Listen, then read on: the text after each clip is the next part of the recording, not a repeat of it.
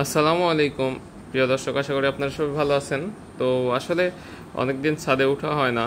তো আজকে বৃষ্টি হচ্ছিল ঝিরি ঝিরি, তো দোকানে যেতে অনেক লেট। তো এই কারণে ছাদে আসলাম দেখতে যে আসলে আমার লফটের কি অবস্থা। আসলে কি এক সময় অনেক শখ ছিল, সময় ছিল কবুতর পালন করার, মুরগি পালন করার, তো ছাদে ছাদ বাগান করার।